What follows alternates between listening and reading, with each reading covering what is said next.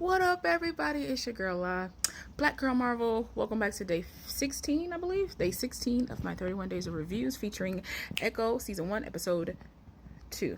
Let's get it. Remember, as always, these will be spoiled because all of the episodes are pretty much up and I'm just doing it one by one. So if you don't want to be spoiled, do not watch this. And whenever you do watch Echo, come on back and let's talk about it. That being said, episode 2 found Echo getting deeper into being back home in her hometown where all her mother's side of the family is.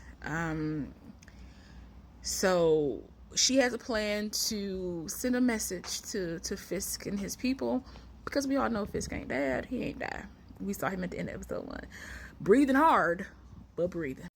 A really cool train sequence showed why she's Echo, why she's Maya, how smart she is, how much she plans, because it was kind of elaborate. So she got her cousin Biscuits. I love that his name is Biscuit. She got biscuits to that was distracting me. She got Biscuits to drive alongside this train while he was tracking her on the train. She gets on the train, dodges some henchmen, gets into one of the cars, rigs it to blow, gets back out, but her prosthetic leg gets smashed. She helps Biscuit find her because the tracker lost the signal. She helped Biscuit find her. She helped Biscuits find her by creating sparks on the train. I was like, that's actually very smart, and I think that's actually very inventive for like a not just a Marvel show, but just for a show, because I haven't really seen anything like that.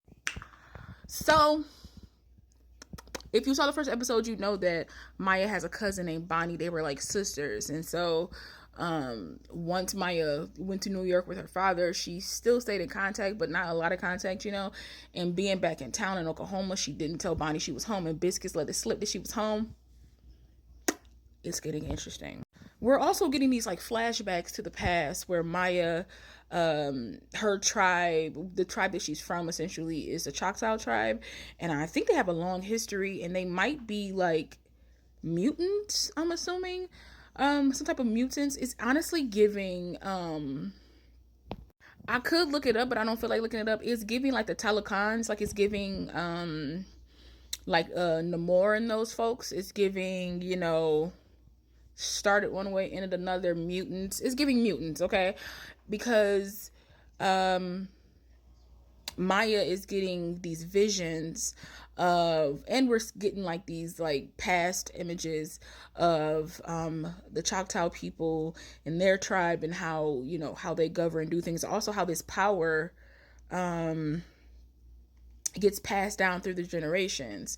So I'm assuming that like Maya's mother's mother, so Maya's grandmother, and Maya and Bonnie, they're all connected to the original Choctaw, which was a woman, and they have these special abilities that resonate out the palm of their hand. It's like these little circles, and it's like golden, and it kind of like gives them strength, or sometimes I believe it gives them strength, makes them like maybe a little faster, a little stronger, stuff like that, think a little better. I don't know, because we see that this happens with Maya, and she's able to push part of this train off of her that was on her prosthetic leg. So that was interesting. So I'm excited to see some more about their culture, their history, dig a little deeper into that to see how she gets these abilities. I'm assuming that Bonnie is going to get these abilities too, because one, I saw a picture, I'm not gonna lie, and then two, if it's in the family, and it's in the women in the family, it makes sense that Bonnie would also get these powers. But I'm excited to see what comes next. Let's get a little personal. I really wasn't feeling Echo this episode. I wasn't feeling Maya. I wasn't really feeling her, because they have shown her to be very focused. Even as a child, they've shown her to be very locked in, even as a child. And it's just grown as she's gotten older, and she's learned from Fisk, and she's learned how to like remove her emotions, because she's not really emotional. And I think being back home is raising some of these emotional feelings, because she kind of went to go see everybody, but she didn't go see her grandmother, and she didn't go see Bonnie. So she's going to see like the men in her family, because she need them to help her like continue to take down Fisk. But I really wasn't liking Maya in this episode, but it kind of switched towards the end. But I'll start with why I did. didn't like her because I was like, why is she taking advantage of her family like this? Like, she taking advantage of Biscuits. And don't get it twisted. Listen, Biscuits gotta be the sweetest man on this show. Okay, you ask him to do something, he do it against his better judgment, but he want to be there for family. Justice for Biscuits, okay? And I know as a plus size woman that sounds weird. Justice for Biscuits, but anyway.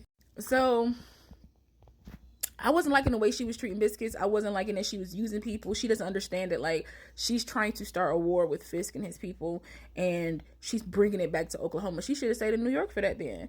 But it's a reason why she came home, and I think maybe Bonnie or her grandmother, or maybe both of them, will get that out of her.